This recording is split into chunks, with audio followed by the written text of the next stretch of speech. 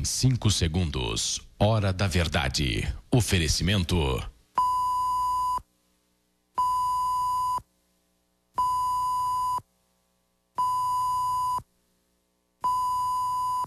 Cristais São Marcos, há 50 anos produzindo arte.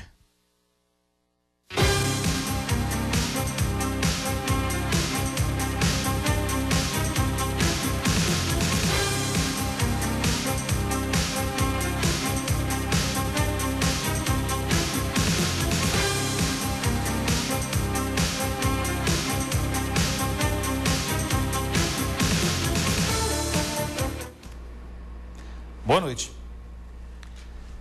Estava eu pensando na morte da Bezerra quando abro o jornal e leio que o complexo Santa Cruz, um dos prédios principais da administração municipal em Poços de Caldas, está caindo aos pedaços. Sem querer dourar a pílula nem tapar o sol com a peneira, todos que frequentam ou frequentaram o local alguma vez já sabiam disso. Agora não adianta chorar sobre o leite derramado, são favas contadas e a Inês é morta. Portanto, ao invés de ficar chorando as pitangas, o jeito é encontrar uma solução, mesmo que emergencial, buscando preservar a segurança dos servidores e dos cidadãos que frequentam o referido local. Também não resolve ficar colocando a culpa em fulano ou cicrano, já que o complexo estava complexado desde outros carnavais, até porque águas passadas não movem moinhos. Mas o fato veio alavancar a discussão recente sobre a importância da construção do Paço Municipal, que, segundo o dicionário, é o espaço onde se concentra a sede de um governo e abriga também outros órgãos públicos. Antes tarde do que nunca, já que muitos imóveis na cidade são alugados pela prefeitura e recursos públicos poderiam ser economizados se houvesse um só local para o funcionamento da máquina pública. Contudo, devagar com dor que o santo é de barro, pois cautela e caldo de galinha não fazem mal a ninguém. Sem querer entrar no pomo da discórdia e seguindo ainda o cada macaco no seu galho sobre o melhor local de construção do paço, assunto para engenheiros e ambientalistas, quero abordar e atricotar o outro lado da moeda. Pergunto, de que adianta mudar a embalagem se não se mexe no conteúdo? Um dos graves problemas que passa a administração municipal em todo o país se refere à gestão pública. Como administrar uma empresa sem fins lucrativos, a não ser o lucro social, para que esta atenda às necessidades da comunidade, minimizando os impactos e as interferências políticas. Ou seja, não adianta enfeitar o pavão com o Paço Municipal se não se enfrentar as necessárias mudanças nos processos de gerenciamento dos órgãos públicos, pois, no final das contas, quem paga o pato é a própria população. Muitas prefeituras no país estão locadas em espaços bonitos, com total infraestrutura física. Porém, no que se refere aos processos administrativos, parecem casa de mãe Joana. Ninguém se entende e isto acaba por atingir a qualidade dos serviços prestados. A grande reforma que deveria ser feita e se faz necessário trocar o pneu do carro com ele andando é a que trata do gerenciamento da máquina pública. Planejar, organizar e dirigir uma prefeitura é tarefa que exige muita competência, eficiência e eficácia. Não estamos nos referindo à qualidade do servidor público, já que em todos os lugares existem os bons e maus profissionais. Não estamos falando de pessoas, o problema está nos processos. Temos a consciência que o futuro passo em Poços é um passo necessário. Porém, antes que esta obra seja um elefante branco e para não colocarmos o carro na frente dos bois, que tal, antes das obras de engenharia e arquitetura, refletirmos sobre como melhorar a gestão pública? Se assim não for feito, poderemos cair naquilo que nos ensina a sabedoria popular. Por fora, bela viola. Por dentro, pão bolorento. Estamos começando mais uma edição do Hora da Verdade nesse dia 2 de julho de 2012, ao vivo em cores para todo o Brasil, para todo mundo, via internet, tvpox.com.br, onde quer que você esteja. Participe com a gente desse programa através do nosso telefone, né, o 35 3721 6955, ou através do nosso endereço eletrônico jornalismo@tvpox.com.br. E já que nós estamos falando que às vezes existem algumas obras para inglês ver, nós vamos falar sobre inglês, mas com ela que já tem um curso já há tantos anos, que é Let's Go, e para a gente comentar um pouco sobre a importância do aprendizado do inglês, nós convidamos novamente, ela já esteve aqui alguns meses atrás, não me recordo assim muito bem, mas ela já esteve falando com a gente sobre a importância do aprendizado do inglês e como o tema sempre suscita dúvidas, sempre é um tema recorrente aí para todos nós que estamos nesse mundo globalizado, nós convidamos novamente a Cristina Negri, nossa entrevistada, sua entrevistada aí pelo 37216955 ou jornalismo@tvpox.com.br. Cristiano, boa noite. Obrigado mais uma vez pela sua presença com a gente aqui. Obrigada, William. Boa noite. Foi mais ou menos há um ano, né? Há um ano? Que a gente esteve aqui. É que eu já estou ficando velho, né? É uma honra estar aqui de novo. Eu só tenho a agradecer a todo mundo e estamos aí para as perguntas e o que a gente puder esclarecer e ajudar. Então, eu falei do mundo globalizado e o aprendizado do inglês. Aliás, por falar que eu sou uma pessoa experiente, como diz assim, né? Para a gente fugir um pouco pelo eufemismo aí da questão do mais velho, não?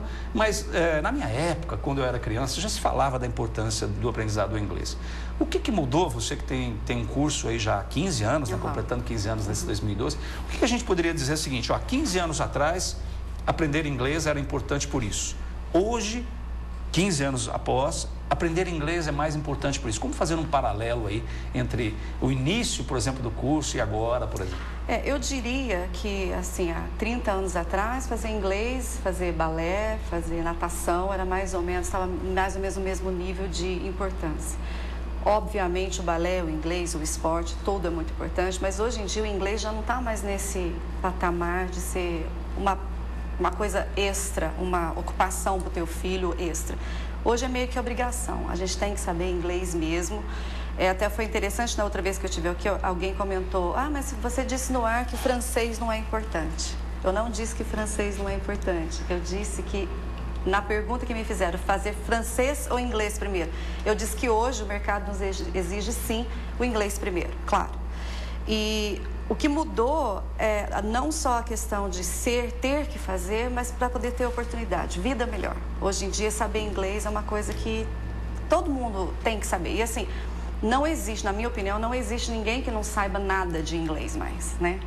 As pessoas às vezes falam, eu estou começando, eu não sei nada. Isso não existe. Na tua casa está cheio de on, de off, de power, em todo lugar. A gente vive falando, né, isso sem parar. Então, a importância é de 1 a 10, eu acho que é 9, assim, sabe? No mínimo, para você ter uma vida melhor mesmo. Não só para trabalho, mas até para entender o que aconteceu, a história, o que precisa, e para se comunicar. Hoje não tem jeito. Eu gosto de dizer que o mundo recebe melhor quem fala inglês. Of course. Of course. Mas a gente... você falou, por exemplo, às vezes as famílias, as crianças, né? Você falou, por exemplo, que existem pais que, claro, falam, olha, não, você precisa fazer isso, fazer aquilo, e às vezes hoje a gente discute se a criança está sendo, assim, sobrecarregada com tantas coisas para aprender.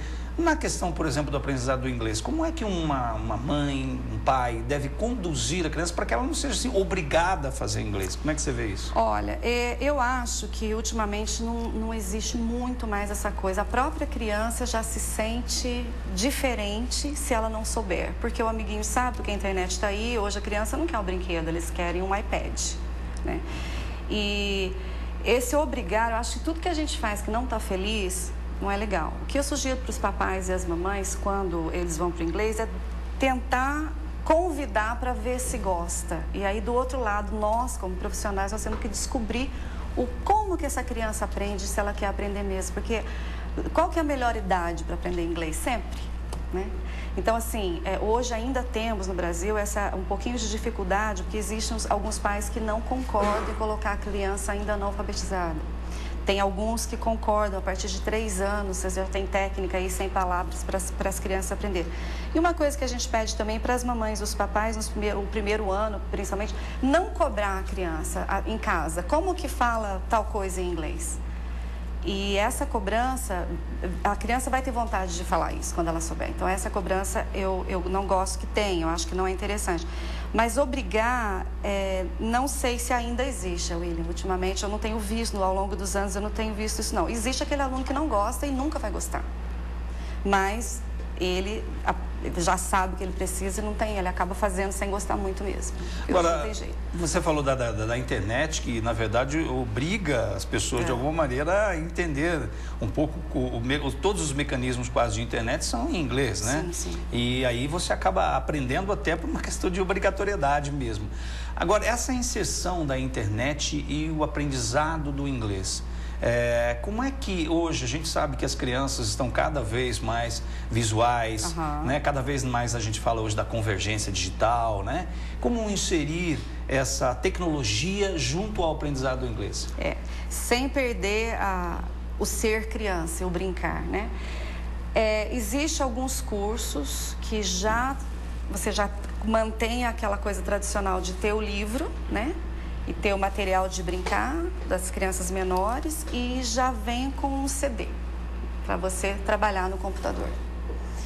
Nós estamos optando cada vez mais por esse tipo de coisa, de opção, porque a criança gosta de estar ocupada, aprendendo, mas meio que brincando, porque senão ninguém brinca mais, né?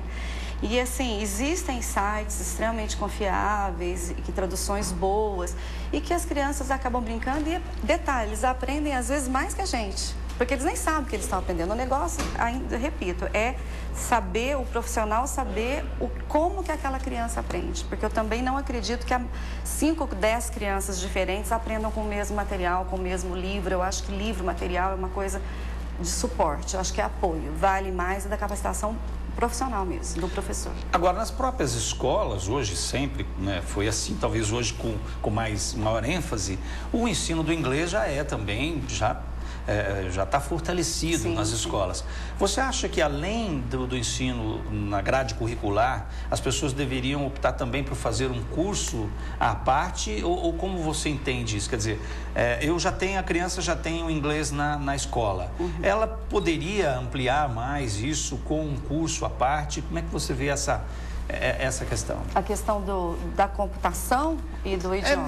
De estar já aprendendo na escola, né? E aí inglês, fazer um curso à parte. Pois as escolas, ensino médio, que nós estamos falando agora de criança, eles já têm excelentes professores e bons livros de editoras conhecidas, mas eu imagino, a minha praia não é muito escola, mas assim, eu imagino que já tenha um programa a ser cumprido, que nem sempre é aquilo que aquela criança naquele momento precisa. E às vezes a grade, eu imagino que tem uma aula ou 2 de inglês. Então é claro que tudo que você puder fazer, por isso que a criança chega em casa e faz dever de casa de matemática, faz dever de casa de inglês também. E se ela tiver um curso especial, um curso particular que possa refazer, porque na escola institucional a gente não tem, infelizmente, tempo para desenvolver toda a prática que precisa, da habilidade escrita, habilidade oral. A gente aprende o que a gente precisa ali para aquilo. Então, falar com fluência realmente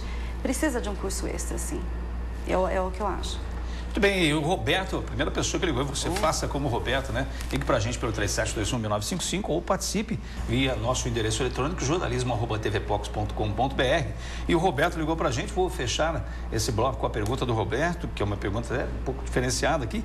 O que você acha, Cristina, das lojas que vendem produtos nacionais, mas as lojas têm um nome em inglês? É uma pergunta do Roberto, já a gente vai para o intervalo, você não sai daí, já a gente volta no Hora da Verdade de hoje.